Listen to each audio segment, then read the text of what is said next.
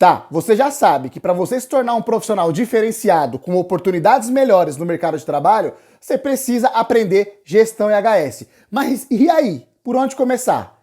Se você quer saber como começar a fazer gestão EHS e escalar a sua carreira profissional, fica comigo nesse vídeo que eu vou mostrar para vocês o que precisa para você de fato conseguir fazer gestão EHS. Beleza?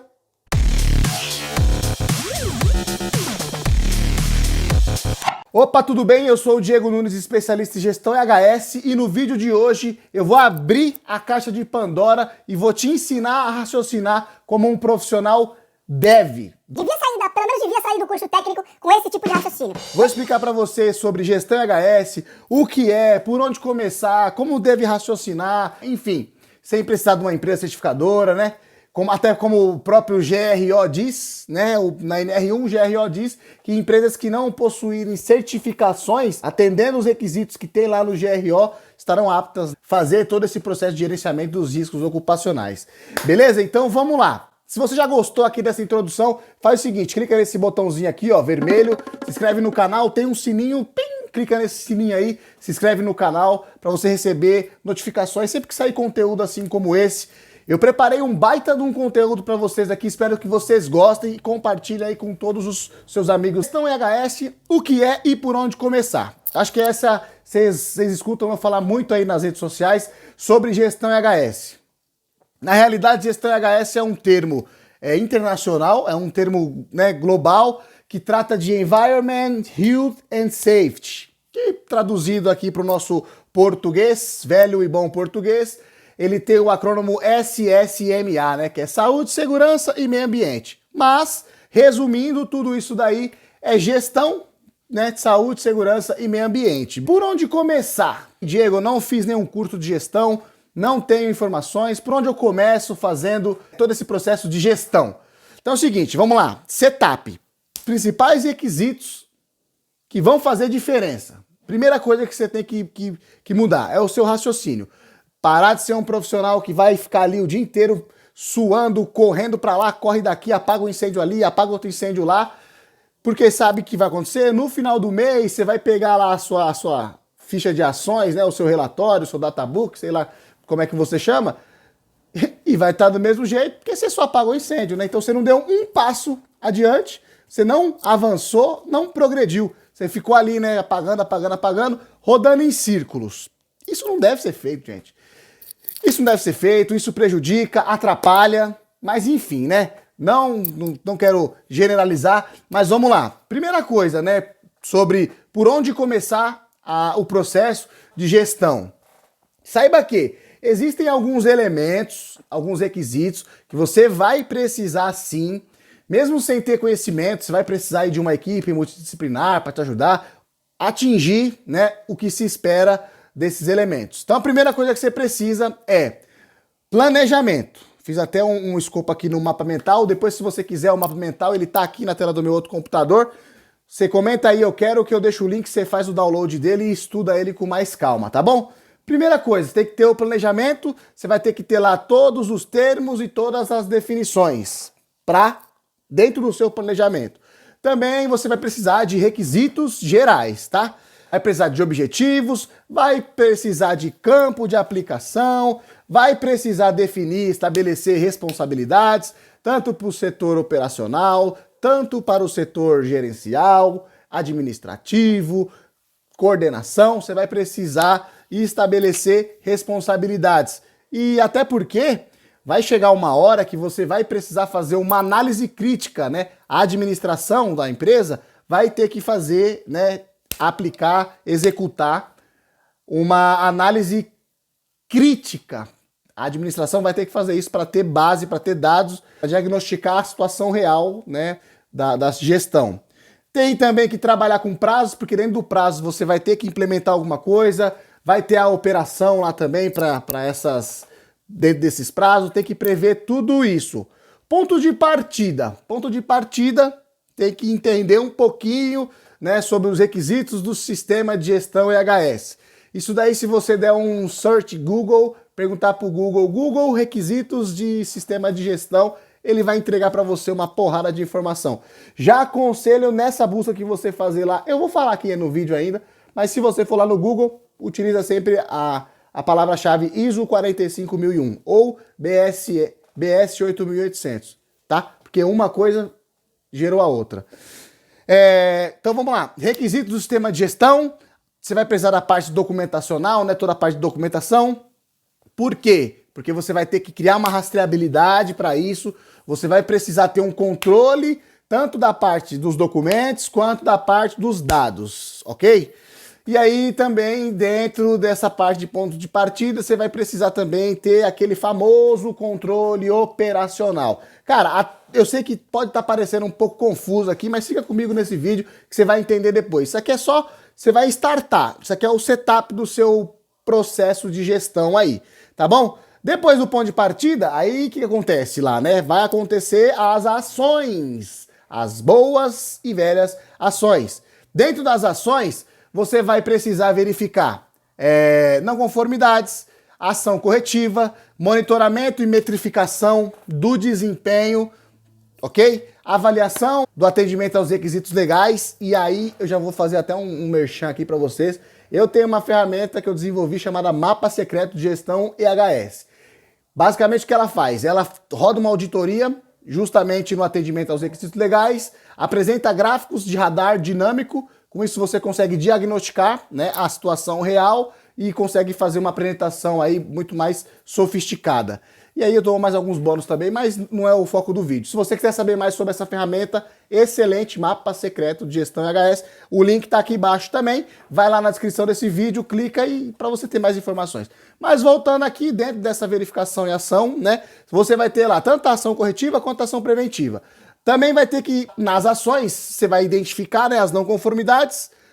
E uma coisa que é muito importante também é você conseguir ali, dentro das suas ações, mapear ali as questões voltadas a acidente e a incidentes, né? Eu sei que tem muita gente que fala que incidente não existe, mas, cara, trabalhe com incidente. Coloca essa palavra na sua cabeça, foca no incidente, porque o incidente ele é o antecessor a um fato consumado, ou seja, o acidente. O acidente, ele vai acontecer, mas antes do acidente ser consumado no acidente de fato, existem ali alguns passos, algumas etapas, e aqui nessas etapas você consegue evidenciar, consegue identificar o incidente. E aí uma vez que você identifica o incidente, você coloca uma barreira ali de proteção e evita que o acidente seja consumado em si, beleza? E aí também, né, uma coisa que é muito importante é as auditorias. Você vai precisar das auditorias para você conseguir pegar os dados. Quando você faz uma auditoria, é para saber se está sendo atendido, se não está sendo atendido, o que está sendo realizado e o que não foi realizado.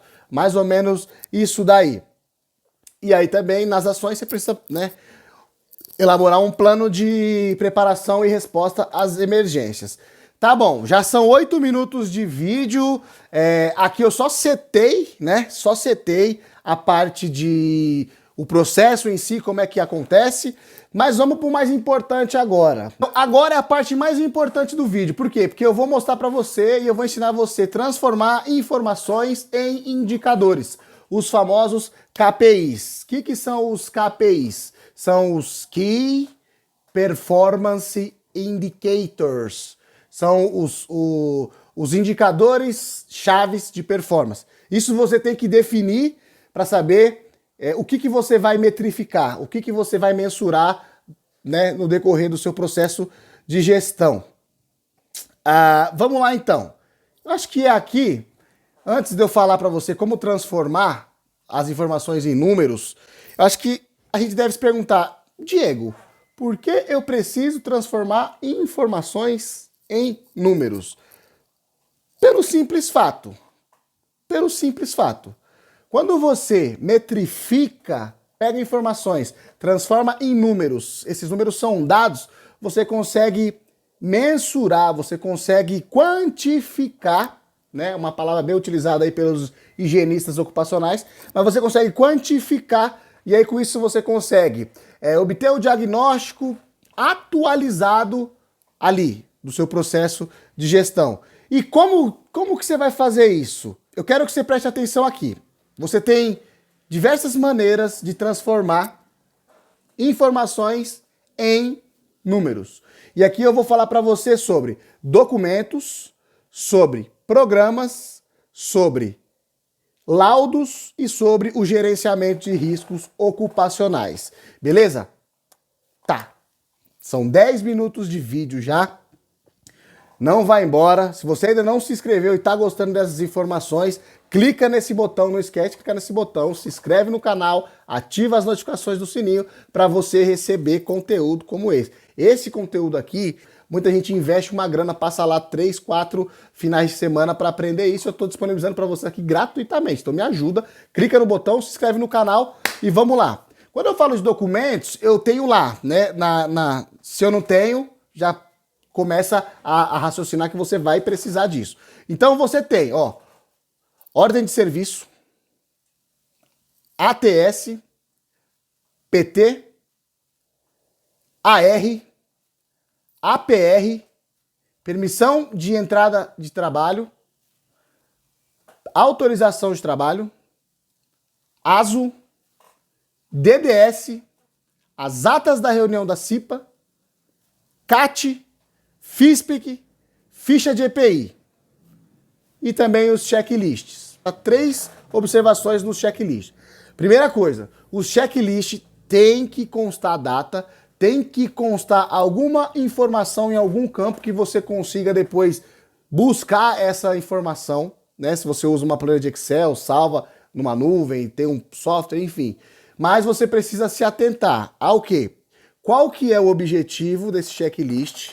Né? Ele vai ser um checklist de inspeção, segurança, vai ser um checklist preventivo, vai ser um checklist de aplicação corretiva. Você precisa deixar bem claro isso, separar isso e arquivar, documentar isso na mesma pasta, né, no mesmo local, para depois você conseguir buscar um por um lá de alguma forma, né? Dando um busca, entrando no sistema, enfim. Falando das atas da CIPA lá da reunião, você precisa ter registrado todos os assuntos tratados. Por quê? Porque através dessas reuniões da CIPA, você vai, talvez, se necessário, estabelecer novas metas. Claro que essas metas têm que ser estabelecidas que vá de encontro ao objetivo final do seu processo. Qual que é o meu objetivo? Meu objetivo é o seguinte, eu quero reduzir 31% de afastamentos na minha empresa. Aí você vai trabalhar em prol disso. Ou até mesmo, quando a gente está falando aí de assuntos tratados, tem que ser registrado, é até mesmo para fazer o alinhamento junto ao plano de ação. Porque a gente sabe que a gente traça um plano de ação e em algum momento ele começa a fazer uma curva de desvio, né? E aí a gente volta e alinha para não perder isso. As ordens de serviço, você vai precisar lá ter as ordens de serviço por função. Então você tem que elaborar as ordens de serviço do soldador, do pintor, do motorista, do administrativo, do segurança, do vigia, do porteiro, enfim, do técnico de segurança. Você tem que elaborar essas ordens de serviço e depois você vai transformar isso daí em números, né? Vai chegar uma hora que você vai fazer lá, por exemplo, quando você roda uma auditoria de atendimento aos requisitos legais, você vai saber assim, por exemplo, ó, eu trabalho numa empresa X, a minha empresa tem tantas funções, de tantas funções eu tenho tantas ordens de serviço elaboradas, ou seja, quantas faltam para eu zerar isso 100% e atender, né, 100% a esse requisito legal. E isso daí vai ser também para ATS, você vai gerar lá a quantidade de análise de tarefa ou de trabalho seguro preenchida para cada profissional, né? E aqui nós estamos falando de um nível mais raso. Por quê? Porque de primeiro momento você começa a fazer a análise de tarefa seguro para trabalhos, atividades rotineiras, e depois lá na frente você vai pensar o quê? Deixa eu ver quem é, né, qual a função ou qual a atividade que mais está contribuindo, né, no resultado das minhas ATS, no percentual mensal. E aí você vai ver que, por exemplo, o profissional X, o pintor, ele faz mais ATS do que o eletricista, do que o montador, ou do que o prensista, enfim. E aí você já vai conseguindo obter mais informações, aí você vai descendo, né? Vai ganhando mais profundidade na sua gestão e para alinhar ela e começar a colocar dentro do radar essas informações para deixar tudo redondo. A PT, esse mesmo raciocínio, gente, vai ser para todos. PET, PT, análise de risco, análise preliminar de risco, os DDS. Cara, DDS, você precisa registrar esses DDS. Lá no campo lá de assuntos tratados ou tema, você precisa colocar exatamente a informação que você passou, né, nesse DDS. Por quê? E não colocar, eu falei sobre acidente com mãos, por exemplo, proteção das mãos. Colocar lá, tema, proteção das mãos. Não, cara, você tem que descrever isso daí, porque quando você precisar voltar, né, aconteceu algum incidente, alguma fatalidade, você vai precisar apresentar, evidenciar que você deu essa orientação aos seus trabalhadores. E aí, o que vai acontecer? Quando você for lá buscar, vai estar lá assim, bem resumido, tema, proteção das mãos. Então a gente não sabe, o que você abordou no DDS? Você falou o quê? Sobre riscos de corte, sobre risco de esmagamento, proteção de agentes escoriantes, queimaduras. Então você precisa... Deixa eu ajustar aqui essa cadeira aqui que ela tá descendo. Então você precisa colocar exatamente isso. Data, assinatura, ter lá o total, né, das assinaturas dos participantes, até porque depois você vai pegar todos os participantes, somar o total de hora homens, né, treinado aí no seu DDS, assim como outros treinamentos de segurança, enfim, saúde. Beleza? Eu acho que até aqui é o essencial, né? Acho que até aqui já clareou bastante. Beleza. Nos programas, aí a coisa mais... onde muita empresa não tem essa prática, cara. Aí tem os resultados porque não faz a lição de casa. Ó, se eu tenho lá o PCMSO, tenho lá, né, o PGR ou, né, o PPRA, eu tenho lá o PPRPS, que é o Programa de Prevenção de Riscos em Empresas Similares, tem a minha análise ergonômica do trabalho. Cara, são programas ricos de informação para você ser estrategista e você trabalhar com raciocínio, cara. E você vai passo a passo ali, mês a mês. Você vai organizando a casa, sendo estrategista, vendo o seu programa, o que foi definido, o que precisa ser feito, o que tem de prioridade, né? Tem que saber definir prioridades também. E aí, automaticamente se avança, cara. Você começa a ficar um profissional técnico diferenciado com isso. Mas o que acontece é que o cara tem o PPRA, pega o PPRA lá, põe na gaveta e o cara trabalha o dia inteiro apagando incêndio. O cara vai elaborar uma ordem de serviço, elabora de cabeça. Não puxa nem no PPRA quais foram os riscos identificados na função X, que é a que ele precisa elaborar a ordem de serviço. E aí quando vai ver, tem um CA na ordem de serviço, tem um CA na ficha de EPI, e aí fica uma bagunça. Mas se você quer saber como elaborar a ordem de serviço de maneira correta, eu vou deixar um vídeo aqui no card, aqui em cima, aqui, se você vai aprender como elaborar uma ordem de serviço de maneira correta, com PPRA, com ficha de EPI e tudo mais. Beleza, nos laudos, veja, os laudos, a gente só tem 3 até hoje. 3, pode ter mais, mas os mais importantes para nós, vai fazer parte de legislação previdenciária, que lá na frente você vai ter o PPP, né, e essas coisas todas, aposentadoria especial, tudo mais, e a outra parte, legislação trabalhista. Então eu tenho o laudo de insalubridade, que é da NR15, e tem o laudo de periculosidade da NR16. Não confunda laudo ergonômico. Laudo ergonômico não existe, cara, não existe. Se alguém pedir para você, eu preciso de um laudo, você elabora um laudo ergonômico, eu preciso de um laudo ergonômico. Você fala pro cara, ó, eu elaboro uma análise ergonômica do trabalho, eu conheço um profissional especialista em análise ergonômica do trabalho. Laudo ergonômico não existe, cara. É um fator comercial aí. Todo mundo fala isso aí, a empresa liga e pede. Você faz laudo ergonômico? Mas não existe, isso aí não existe. Até na NR17 fala lá, análise ergonômica do trabalho. E no gerenciamento de riscos, que vai entrar aí a partir do ano que vem, vai ajudar muito. Quem já entendeu todas essas informações que eu passei aqui, quando chegar o gerenciamento de risco, vai ter lá uma parte de inventário de risco. E é o que esse inventário de risco? Esse inventário de risco você vai ter uma visão sistêmica de todos os processos da sua organização ou do seu cliente, enfim. Você vai ter lá o perigo, todos os riscos, etapa das atividades, quais são os riscos em cada etapa, a graduação do risco, a severidade, a probabilidade, a exposição, o dano, enfim, e por aí vai. Se você quer saber mais sobre classificação de risco, eu vou deixar um vídeo aqui no card, aqui em cima, aqui, de um vídeo que eu gravei sobre como classificar os riscos ocupacionais. Eu utilizei 3 metodologias, a AIA, a Organização Mundial da Saúde e a Fundacentro. Tá aqui em cima, aqui, só você clicar e ir lá assistir. Beleza? Concluindo o vídeo de hoje teve aí 20 minutos, fazendo uma conclusão aqui. O que você entendeu, ou espero que eu consiga ter passado a mensagem para você, que você consiga ter entendido. Primeira coisa, você tem que entender que tudo isso daí é um processo sistemático. É um processo cujo qual tem uma estrutura que você precisa seguir. Na realidade, a sistemática, a estrutura e os processos só vai conseguir executar isso daí se você for um profissional estratégico. Se você for um profissional estratégico, você vai se dar bem na segurança do trabalho. Se você não for um profissional estratégico, fica tranquilo, porque você consegue desenvolver essa competência, essa habilidade, e você vai conseguir se tornar um profissional estratégico. Só você me acompanhar nas redes sociais, lá no meu Instagram, aqui no YouTube. Inclusive, se você não se inscreveu no canal ainda, aqui embaixo aqui tem um botãozinho, clica aí e se inscreve que eu vou colocar bastante conteúdo para vocês aí. Eu prometo, tá bom? Na sistemática, você vai ter lá as medidas de controle compulsória. Ou seja, o que é isso? Fácil, né? Compulsória. Você vai atender alguma legislação, você vai atender alguma exigência legislativa. Ou então, o que entra nisso aí? NRs, alguma outra legislação, enfim. E aí também tem a medida, né, de controle de caráter voluntário.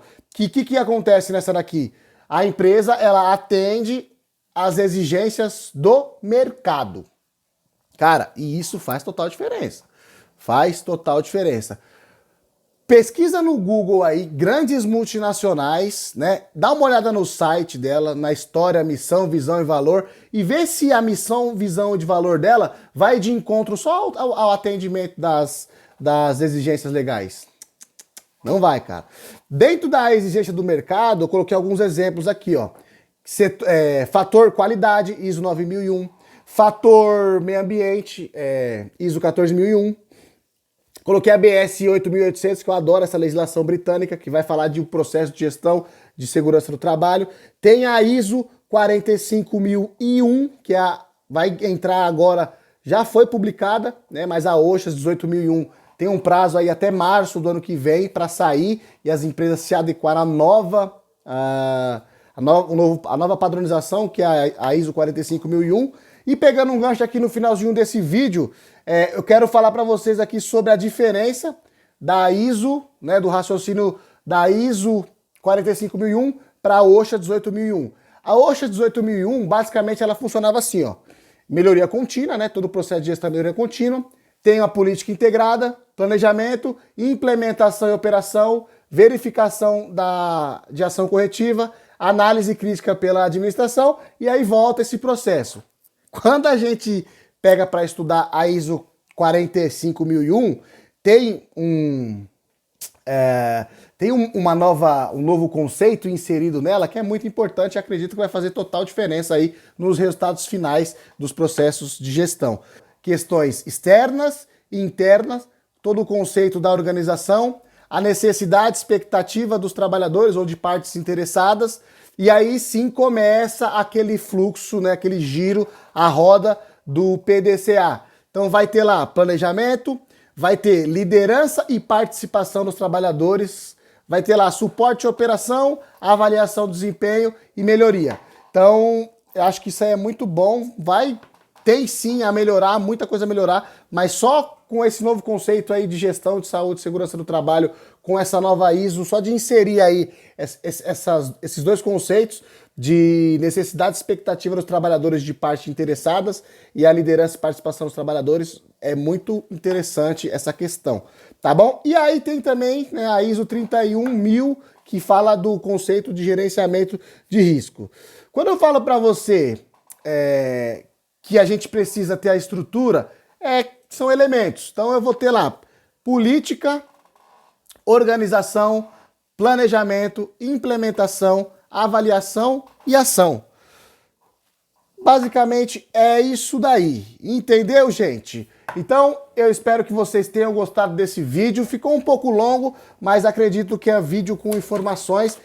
Esse vídeo, ele tinha a tendência realmente de ser um pouco longo, até por causa das informações, até por causa de todas, né, as informações que eu precisava passar para você. Mas basicamente é isso. Espero que você tenha gostado do vídeo. Se você ainda não se inscreveu no canal, aqui abaixo tem um botão vermelho, se inscreve no canal, clica no sininho, ativa as notificações do sininho para não perder essas informações. Eu sempre procuro trazer informações que façam a diferença na vida de quem me acompanha, na vida de quem está ali do meu lado, na vida de quem acredita no meu trabalho. Por isso que eu faço todo esse planejamento aqui para compartilhar tudo com vocês, absolutamente tudo. Se você gostou do vídeo, dá um joinha aí. Se você não gostou, coloca o dislike, porque eu vou saber que o conteúdo não está atingindo o objetivo que eu preciso. E é isso aí, cara. Eu sou o Diego Nunes. Fico por aqui, na descrição tem alguns links aí especiais, dá uma olhada lá, compartilha esse vídeo, se inscreve no canal, fico por aqui, até o próximo vídeo, valeu!